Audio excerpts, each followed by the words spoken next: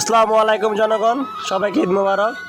আজকে আমাদের জগৎপুর বন্দশানীপাড়া বন্ধন সততা একতা সমিতির পক্ষ থেকে একটি গরু জবাই করা হবে।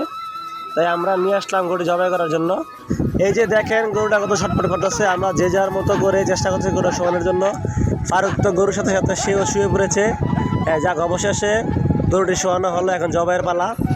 আর গরুটি জবাই করার জন্য নিয়ে আসলাম আমাদের সদ্দীয় বড় ভাই মোহাম্মদ দিন ইসলাম হুজুর। তিনি একটা মাদ্রাসার প্রতিষ্ঠাতা, তাকে দিয়ে গরুটা জবাই করা হলো। অবশেষে জবাইয়ের কাজ সম্পূর্ণ হলো, এখন গরু সেলানের পালা। তাই সবাই যার যার মতো করে নিজের হাতিয়ার নিয়ে কাজে লেগে পড়ে। মূলত এই গরুটি জবাই করার উদ্দেশ্য হলো, আমাদের সমাজে কিছু লোক আছে যারা কুরবানি দিতে পারতেছে না, তাদেরকে উদ্দেশ্য করে এই গরুটি জবাই করা হয়। প্রায় 40টি পরিবারে গরুর মাংসগুলো বিলিয়ে দেওয়া হবে। তাই আমাদের সমাজের যুবকেরা হাসি মুখে এই কাজগুলো করে যাচ্ছে, কিছু মানুষের মুখে হাসি ফোটানোর জন্য। তাই আমাদের জন্য সবাই দোয়া করবেন, যাতে আমরা ভবিষ্যতে আরও একটা ভালো কিছু করতে পারি। এদিকে ফারুক এবং ইব্রাহিম কুমাকুবি নিয়ে ব্যস্ত, আর ওইদিকে মামুন ভাই এবং কবির ভাই ওরা আছে গরুর রান থেকে মাংস খোলানোর জন্য ব্যস্ত।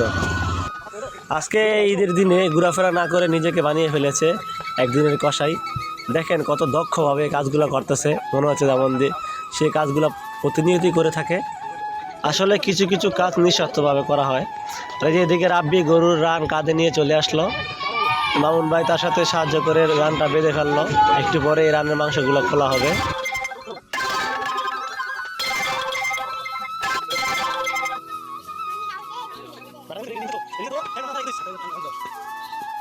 মনে হয় আজকে অনেক দিন পর আমাদের নাইম বস এবং রাব্বি খুব কঠিন একটা পরিশ্রম করতেছে।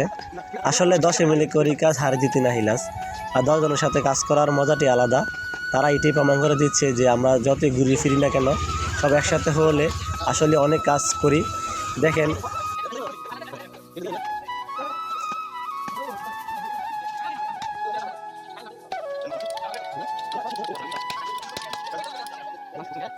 আজকে আবহাওয়াটা একটু বেশি গরম, তাই সবার শরীর দিয়ে ঘাম ঝরছে। তাই সাকিবকে পাঠানো হলো দোকানে সাদা পানি এবং স্লাইন নিয়ে আসার জন্য, কেন ঠান্ডা পানির সাথে স্লাইন মিশালে একটু স্বস্তি পাওয়া যাবে। এই যে সাকিব পানি নিয়ে আসছে, এখন এগুলো বানানো হবে। খুব সুস্বাদু করে বানানো হচ্ছে, কেননা সাকিব এগুলো বানানোর জন্য খুবই এক্সপার্ট। দেখেন কি সুন্দর করে জাকিয়ে নিচ্ছে। আসলে রৌদ্র যতই থাকুন না কেন, ঠান্ডা পানির সাথে স্লাইন মিলিয়ে খেলে শরীরে একটু ভালো অনুভব করা হয়। আর এদিকে আমাদের কবির ভাই কাজ করতে করতে খুবই ক্লান্ত হয়ে পড়েছে, তাই সে একা একা মাথায় শুয়ে আছে। যাক, সবাইকে ভিডিও দেখার জন্য ধন্যবাদ, সবাই পাশে থাকবেন।